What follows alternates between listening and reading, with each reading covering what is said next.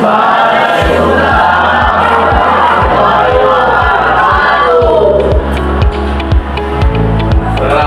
nama saya Muhammad Jargato.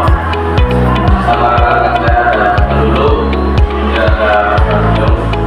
Kami ini ingin memberikan sebuah edukasi untuk teman-teman semua, utamanya di kelas 2 SMP negeri 4. Ya.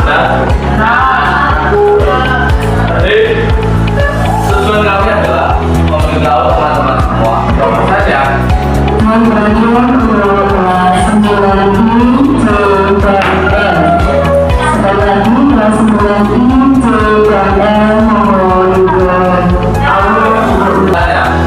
ada narkotika, kemudian kekerasan, itu adalah sebuah hal yang tidak perlu dilakukan dalam masa muda. Kami mengusung tema generasi sehat, cerdas, dan produktif tanpa narkoba yang sok dari zaman. Teman-teman di sini ada yang tahu apa itu narkoba?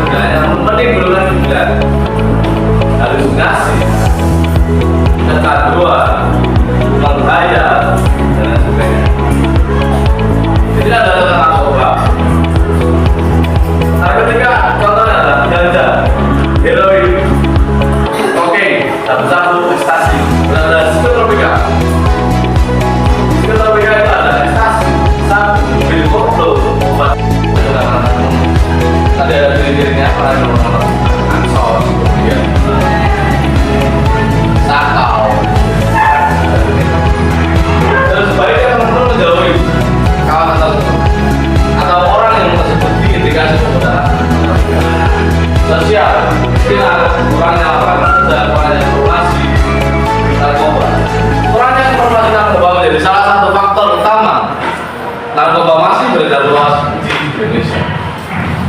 Dampak narkoba secara generalis itu tidak semua orang tahu. Yang tahu adalah narkoba itu dilarang oleh negara.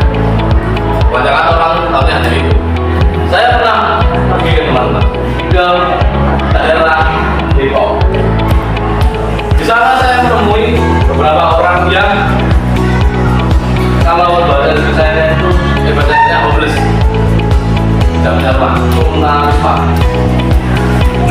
Mereka ingin mendapatkan kesenangan dengan halusinasi, ngelek.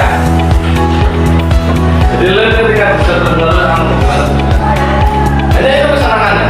Sebenarnya deh, kalau dipilih dari faktor sosial, mereka itu tidak salah, hanya mencari hiburan. Tapi kalau dipilih dari segi manapun, dari segi ekonomi dan dari segi dampak sosial dan sebagainya itu salah. Tapi menurut dia tidak salah karena hanya itu hiburan.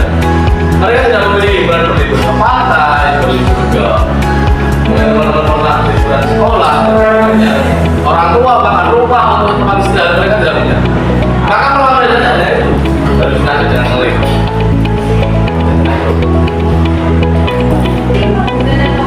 Tapi kalau digarisbawahi, semua ciri-ciri yang ada di sini belum tentu ya wajibnya menggunakan narkoba. Yang pertama, perubahan perilaku. Kalau kalian ketemu sama orang yang rokoknya itu dia dia atau dia kan minta dari maksudnya turun, kemudian gampang marah,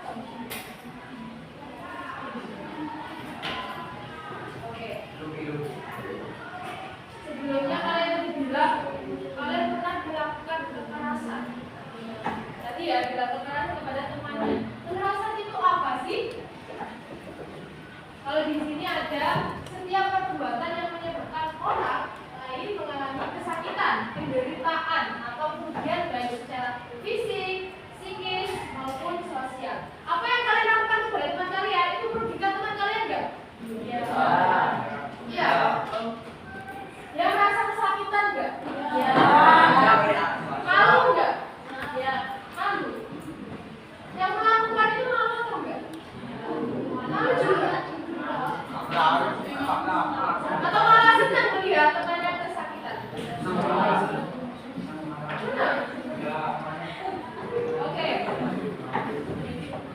Jadi menurut Kemendikbudristek nomor 46 tahun 2023, jadi sudah ada di Kemendikbudristek ya, bahwa kekerasan di sekolah itu bisa berupa fisik, psikis, perundungan, seksual, diskriminasi, intoleransi, dan kebijakan yang mengandung kekerasan. Jadi kalau kalian kekerasan di sekolah ini ya, ada kekerasan fisik, entah itu memukul temannya, kemudian kalau lagi jalan tiba-tiba di apa ya? Iya, dijelas sama kaki, ya itu juga nggak boleh, ya. Terus ada juga psikis, perundungan. Adakah yang pernah membuli temannya?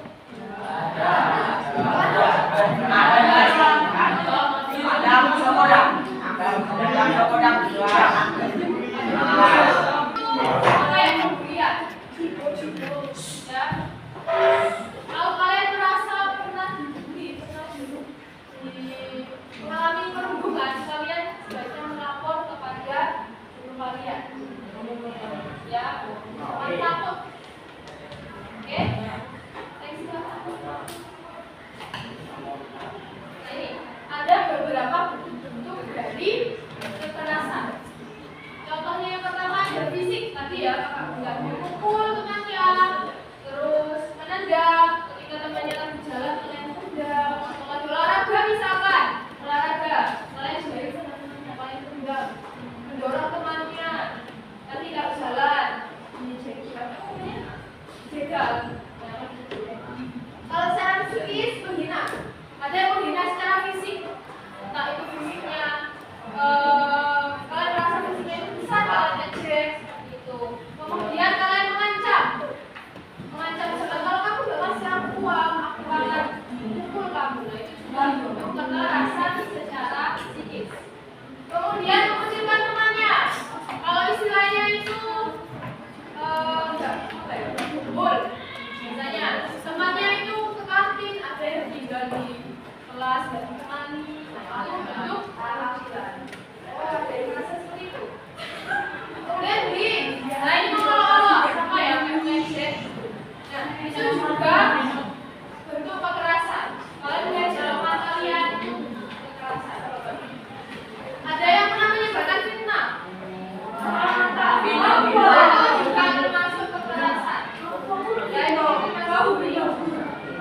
menyebarkan rumor atau berita tidak benar pada teman lain atau mungkin di media sosial, itu juga bisa termasuk. Jadi bullying itu tidak harus secara fisik atau secara langsung, bukan orang yang juga lewat media sosial, secara langsung membuli temannya.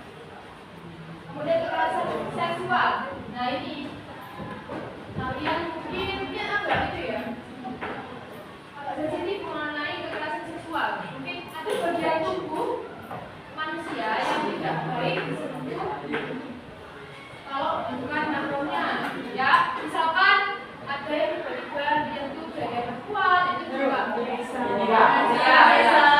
Ada nggak? Kalau kalian merasa perempuan ya biasanya perempuan itu tolong hati-hati. Ya, dimanapun bisa saja ada kejadian kekerasan seksual. Nah ini diskriminasi. Mungkin di sini ada yang bukan dari suku Jawa. Suku Jawa semua. Ada. Ya, mungkin di kelas ini nggak ada yang beda agama, tapi kalau kalian ke kelas lain kan ada yang beda agama sama kalian. Kita harus menghargai perbedaan. Next, Kak.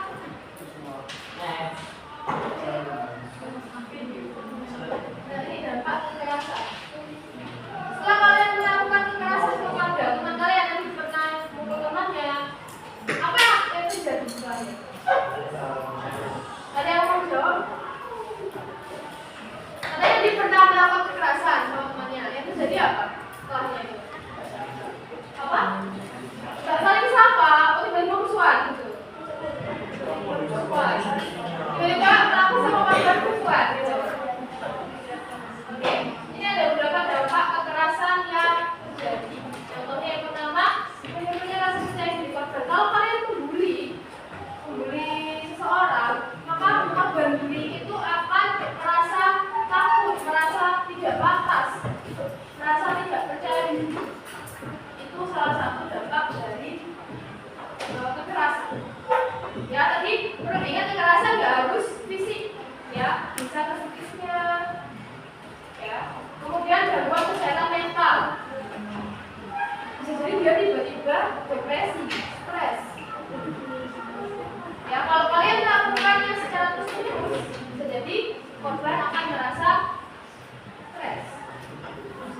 menurunnya prestasi belajar karena pikiran terus ya stres, akhirnya menurun prestasi belajar. Dan yang terakhir, lingkungan sekolah menjadi tidak nyaman dan tidak aman.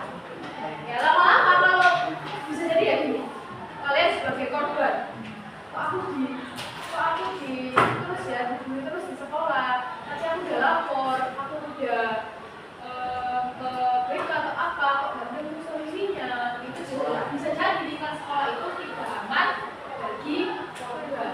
Merasa nah bisa jadi pindah sekolah alasannya seperti itu tadi. Dia merasa sekolah itu tidak aman. Dia pindah sekolah atau bahkan putus sekolah, dia nggak mau sekolah karena ketakutan bertemu orang lain. Next Pak. Siapa aja sih yang bisa menjadi korban?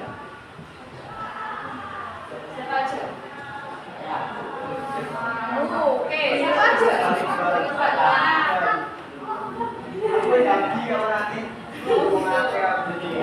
Oke, siapapun bisa jadi korban, baik anak-anak, remaja, sampai dewasa, orang tua, itu bisa jadi korban kekerasan.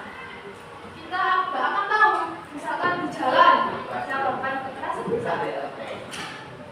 Orang jahat itu ada dimanapun, jadi dimanapun, kapanpun itu bisa jadi terjadinya kekerasan. Mau kita di Surabaya, di mana lagi, di Malang, di Gresik, bisa jadi kekerasan itu ya. Jadi siapapun bisa menjadi korban kekerasan. Next ya.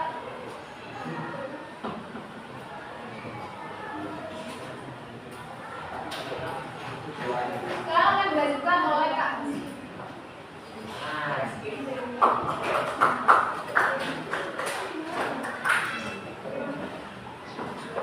Assalamualaikum warahmatullahi wabarakatuh.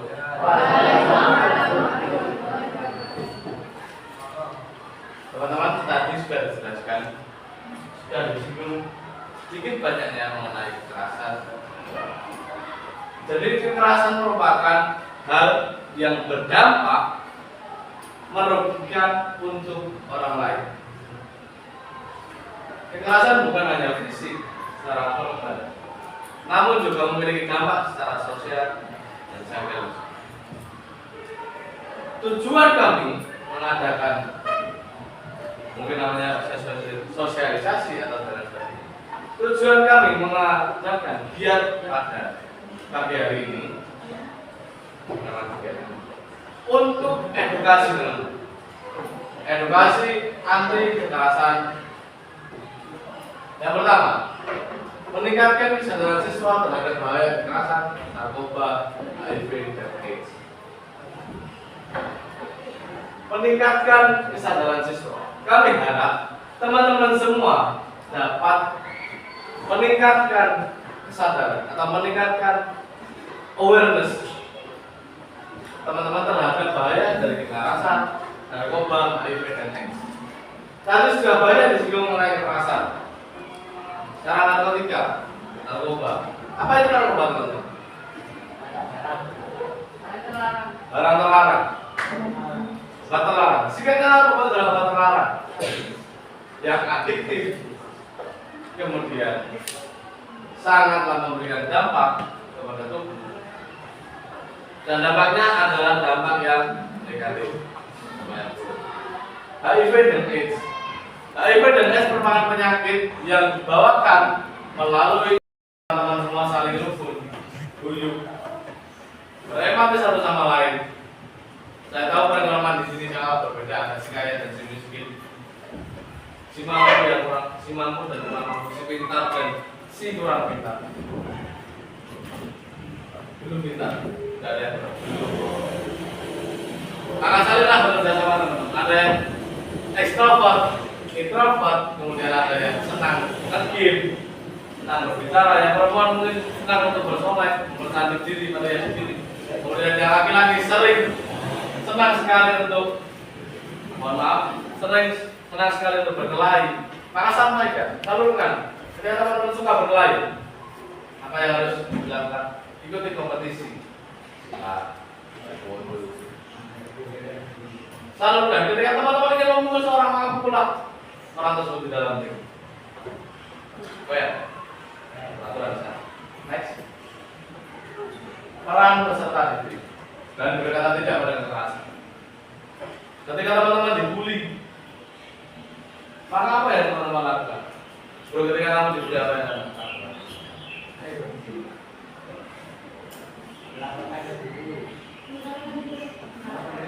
Sampai dulu, sampai bapak, ngadu, berani berkata tidak pada kekerasan. Dalam konteks ini, maka teman-teman harus berani untuk menolak kekerasan. Seringkali kita itu sering menjadi korban dan pelaku. Saya pernah kata teman-teman. Di SMA, di kelas saya itu sering terjadi pembulian. Saya adalah salah satu orang yang absen. Bodoh amat. Ada mau dipukuli di belakang, diinjak-injak saya bodoh. Karena selagi dia tidak menunjuk saya, maka bukan tanggung jawab saya. Namun kalau berpikir seperti itu seiring berjalannya waktu berubah. Saya harus peduli terhadap dia, karena dia adalah saudara saya. Mengapa saya katakan saudara? Ketika teman-teman memiliki rasa keterhubungan dengan teman yang lainnya, maka itu adalah yang saudara. Ketika teman sakit, ketemu jemu, itu adalah empati. Berani katakan tidak pada kekerasan, tidak melakukan kekerasan, serta tidak jika dilakukan kekerasan pada dirinya, maka teman-teman berani melarang. Ketika teman-teman katakanlah dirundung, gaji bapaknya, bawaan bapak, oke aku tahu nih asam kurek, bawaan bapak, kemudian pukulan, berantem, tawuran, tempat kawanan sekolah, bahkan saling batuan. Maka yang terjadi adalah dilawan, bukan menggunakan cara yang namun menggunakan cara yang lain. Ketika teman-teman dipukul dan balas memukul, yang terjadi adalah kepuasan besar. Tapi kelak kemudian dari orang tersebut akan melakukannya lagi. Si pelaku akan mengulangnya lagi. Langkah yang lebih efektif adalah teman-teman diam, balas teman Anda tersebut dengan cara yang lebih efektif.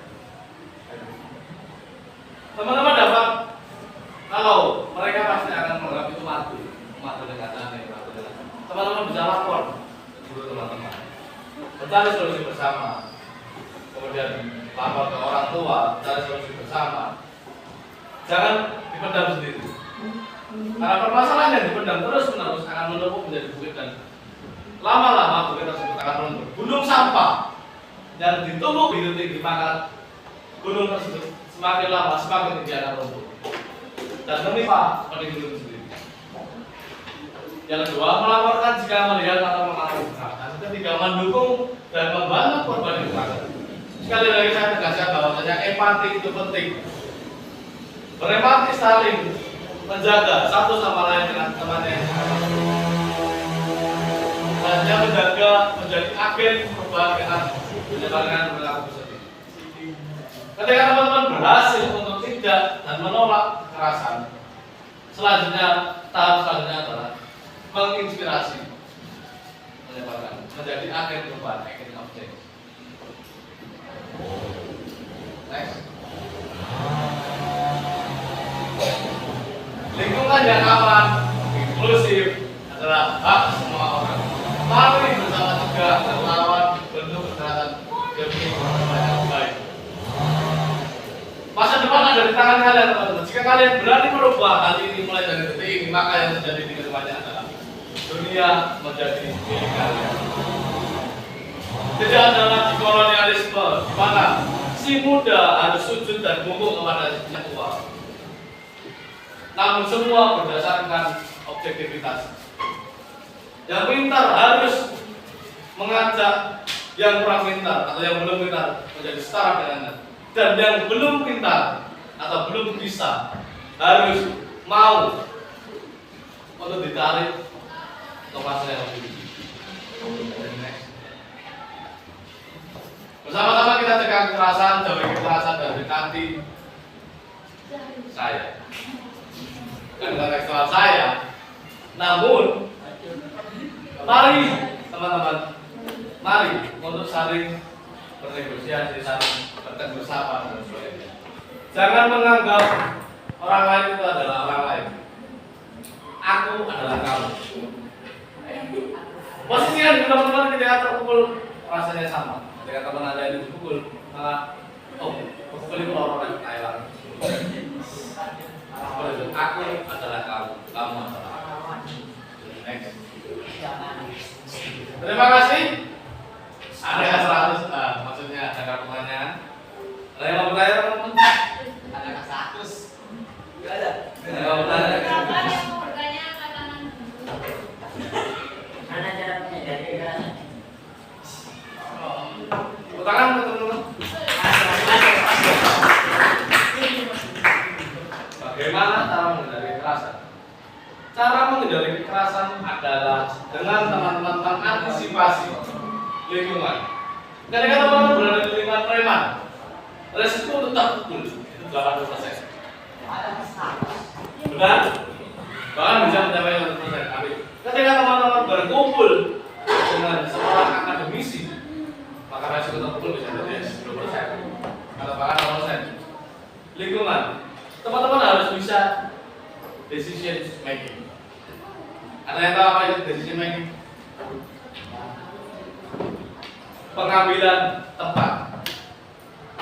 Ketika teman-teman membutuhkan belajar untuk meneliti air, maka teman-teman harus menuju ke sungai, laut, dan sebagainya. Ketika teman-teman ingin meneliti laut, maka teman-teman ke laut. Pengambilan tempat dan keputusan, decision making. Maka carilah lingkungan yang inklusif, yaitu lingkungan yang bisa membawa teman-teman menuju tempat yang lebih baik, membawa teman-teman menjadi seorang atau pribadi yang lebih baik.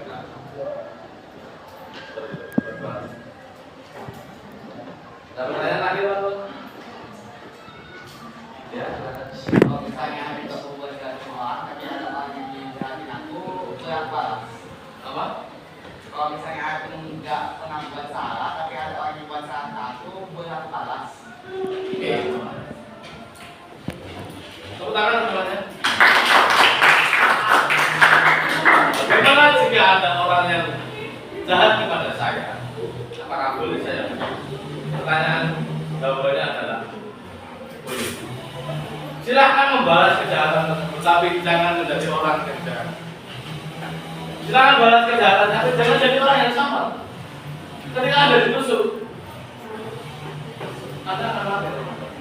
Karena orang yang menusuk tersebut akan menjadi orang jahat. Ketika Anda dipukul, sakit. Tapi Anda juga harus tahu bahwa yang memukul adalah orang jahat. Apakah teman-teman mau menjadi orang jahat? Sekali lagi.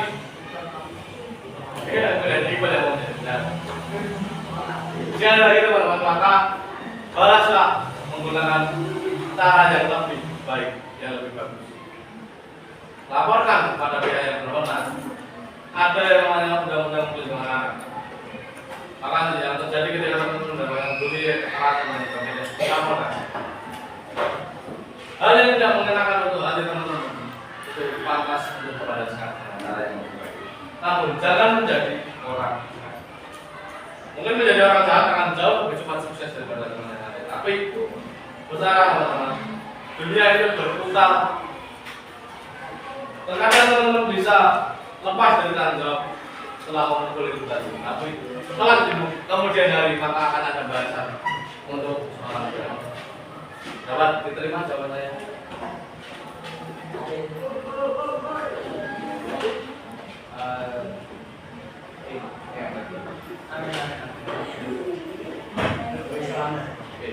Terima kasih. Ada pertanyaan lagi?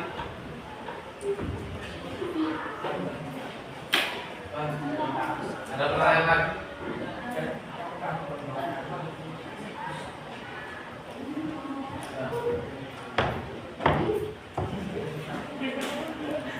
Cukup? Oke. Terima kasih teman-teman semua. Bila ada salah kata dari saya kemudian rekan saya dulu, kemudian ada Shalom, dan teman saya Maldino. Saya mohon maaf. Sekali lagi, teruslah menjadi individu yang lebih baik lagi, teruslah menjadi seorang yang berani untuk menolak kekerasan, seorang yang berani berbuat perubahan. Terima kasih.